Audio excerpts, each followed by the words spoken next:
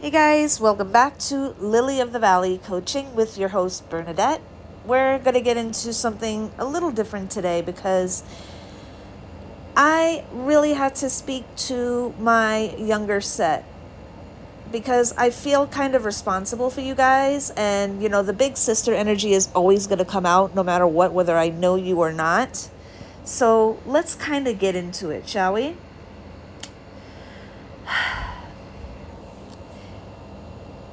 To every woman who's tired of performative feminism, who's exhausted by trauma merchants, who's seeing through the pretty filters, this message is for you, darling. Bestie. You're not crazy for questioning what you're seeing. Let's talk about why you're feeling disconnected from these so-called spiritual guides. 1, they copy everyone trending. 2, they switch personalities weekly. It's like spiritual whiplash. You don't know what they're going to be next. 3, they perform pain for profit. 4, they hide behind filters. Not just Snapchat ones, my friend. Sound familiar? You have permission. Don't second guess your intuition. Don't second guess your internal barometer. You're allowed to question someone's story. You're allowed to notice inconsistencies. You're allowed to say that you feel manipulated. You're allowed to walk away from fake light. And most of all, you're allowed to trust your gut. If this found you and you weren't looking for it, let this be your sign that you're right on the money. Let's give you guys kind of a little bit of a reality check, okay? Ask yourself, why does their trauma, quote unquote, only surface when it's profitable? Why do they only attack successful people? People that can directly expose them, that are the antithesis of them, that are the polar opposite of them. Why can't they maintain consistent content?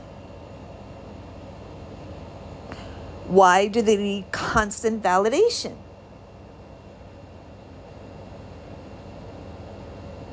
Why do they keep copying others?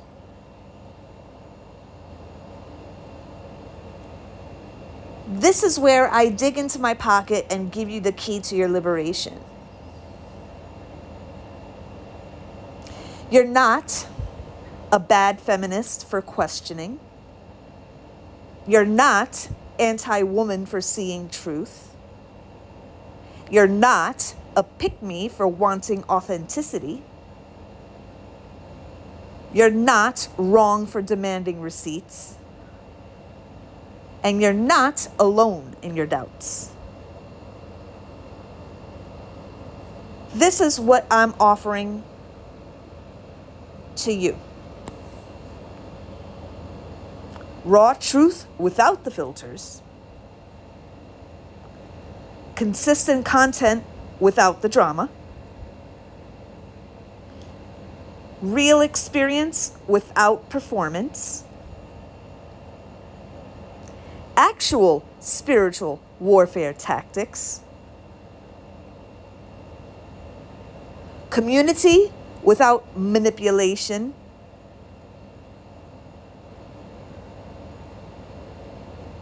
To every woman who's been feeling gaslit by these karmic copycats, by these spiritual sirens, Your discernment is working. That uncomfortable feeling, that's your spirit recognizing false light. Over here, truth doesn't need pretty packaging. I don't need to be gussied up to give you guys the truth. I don't have to put on a whole production beauty-wise in order to drop the knowledge that I have for you guys. I will come on here in a top knot, bare face, slippers, in my pajamas. But you will get this tea.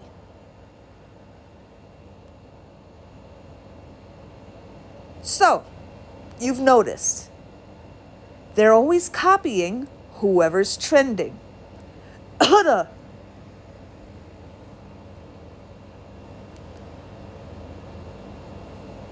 The trauma stories only drop with new merch. The healing journey looks suspiciously suspiciously curated. Maybe that's an especially poignant one. Trying to trip up my words, huh? Every post is giving main character energy. Please, girl. The authenticity, quote unquote, feels giving manufactured. Bestie, that's not coincidence. That's calculation. It's a numbers game for these people. Vibes don't lie. Let's normalize questioning perfect aesthetics, noticing inconsistent stories, reading between the filtered lines, trusting that ick, walking away from fake ass energy, because no shade, but if it feels performative, it probably is. And here's that dose of reality served up on a platter. Spiritual growth is not an aesthetic. It can't be bought. It doesn't need filters. Also, it's not a TikTok trend. It's messy, real, and raw. And that's actually the beautiful part. You want another permission slip? You're allowed to unfollow the fake, question the performance, trust your intuition, seek real guidance, choose substance over style, no toxic positivity required. And here's your invitation to growth, actual real growth. To every one of you nenas feeling gaslit in this spiritual space, your discernment is giving wisdom. That uncomfortable feeling, pure intuition. Those questions you have, they're valid. That desire for real connection, natural. You're not lost, you're leveling up. But here's the thing about spiritual growth. Once you see through the performance, you can't unsee it. That's not you being negative, bestie. That's you evolving. That's you version 2.0. And unlike these curated feeds, real growth can't be filtered, faked, or forced. So, you're following a Bruja Baddie and something feels off. Maybe it's the way they copy every trending thing. Switch spiritual practices like outfits. Use pero like for clout, but can't speak real Spanish. There's specifics right there. Now that's for a real specific person. Wink, wink, wink. Claim ancient wisdom, but only post thirst traps. Because a real divine feminine doesn't need to show her fucking ass. Okay? A real divine feminine can be sexy without showing you everything that she owns.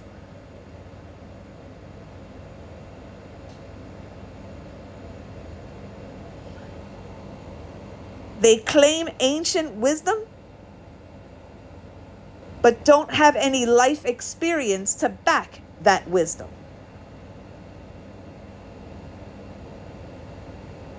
Say they're that witch, but give that glitch.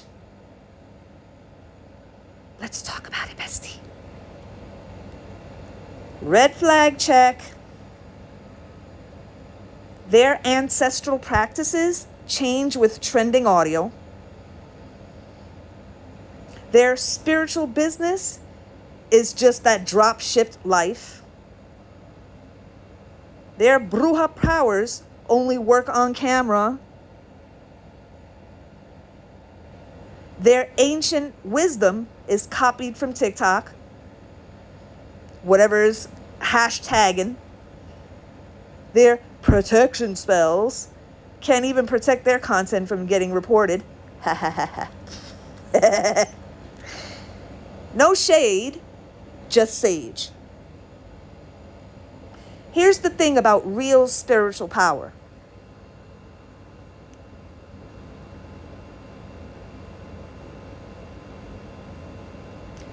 Before we even dive in even further, let me be clear. This isn't about attacking genuine spiritual practitioners. I love y'all. This is about exposing a dangerous pattern of spiritual manipulation that's hurting real seekers. Let me break down what we're seeing. Copying established spiritual workers, switching practices based on what's trending, using certain words for an aesthetic that can't hold a conversation. You got so much to say. But those three that you dropped are collecting dust. Habla mujer. Let's have a conversation.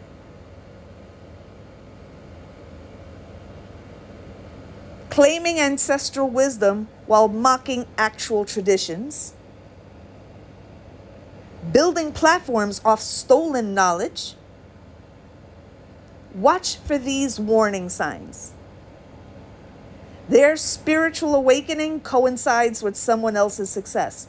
You burst onto the scene, a year later, here comes this hoe. Where the fuck did you come from?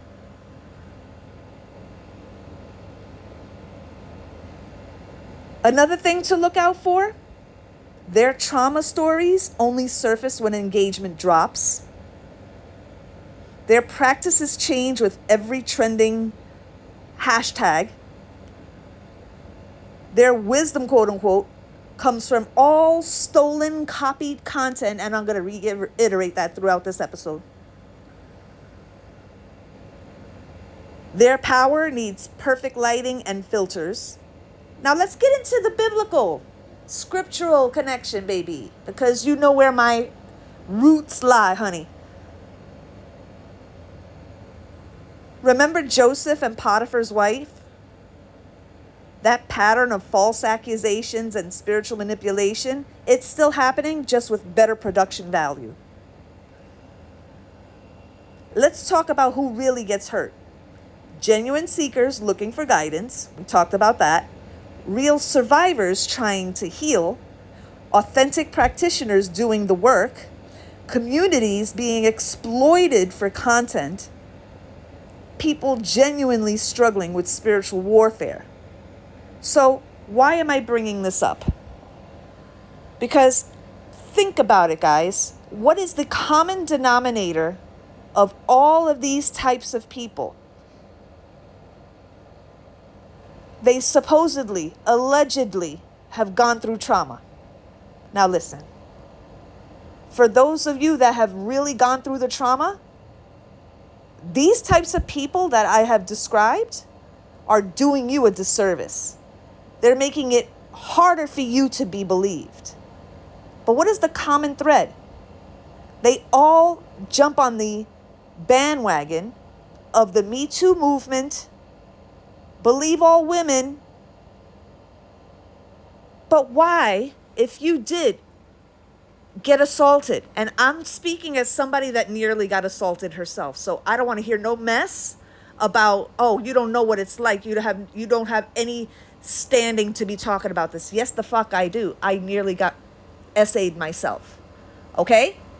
So I know that predatory energy that comes from men that want to violate you. I know what the fuck that looks like and feels like. Okay? But why is it that the common thread that's throughout this entire episode with talking about these types of women, why wouldn't you want to make this person pay for what they did to you right after they did it? Why would you wait 20 years for the guy to become successful? What is this really about? Your justice or filling your bank account? This is why, if you've been kind of questioning this as well, and you're afraid to question it, because then it makes you think, because of what has been purported out there on social media, that you're not a woman's woman or you're not a girl's girl. If you question any of this, let me be the one to tell you, you're allowed to question this. Because certain things are red flags, and we've talked about the red flags. I've described them to you. A big glaring red flag is somebody that would wait 20 years for the man to build his success and build his empire so that they can take a little bit of it. There's no DNA because it never fucking happened. They can't prove nothing never happened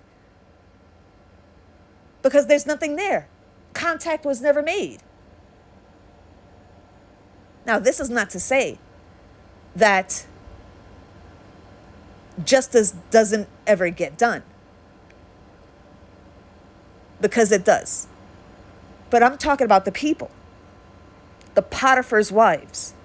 I'm not talking about real victims. Y'all are, you got my love, you got my hugs, you got my support. Okay? But I'm talking about the Potiphar's wives. And this goes all the way back. Joseph was quite a looker. Very handsome. So much so that Potiphar's wife was giving him the once over. Had made repeated advances to him. See, we talk about men making advances to women, but we never talk about women making advances to men. You're a whole married woman making advances to one of the workers, one of your husband, the king's workers. And because he rejected you repeatedly, Potiphar's wife was the first instance of false accusation. Most recent, Amber Heard. We all know what happened to her. We all know what happened to her. This Potiphar's wife thing has been going on since biblical times. And in the coming episodes, we're going to be talking about individual cases and sinking our teeth into individual cases, because there's a lot. This has been going on like a business amongst these women. It's a business. And there's a coven that does this. It's a very covenous activity. We need to feel the freedom to expose these people and not be called pick-me's, not be called not girls. Because the kind of people that make false accusations can get people killed. Look what happened to poor Emmett Till. She blatantly lied and admitted to it many decades later. But a 14-year-old boy is dead because of your fucking lies. Don't be a Potiphar's wife. Following these women that I described here puts you in the same energy. as Potiphar's wife. You got to be better than that, babes. Besties, be better than that. Now, following me on this podcast, I'm going to expose all of it. So I hope you're ready. Because it's going to arm you with spiritual knowledge. Prepare to not be liked by these people. These Potiphar's wives. Because there's a lot of them. So until next time, guys,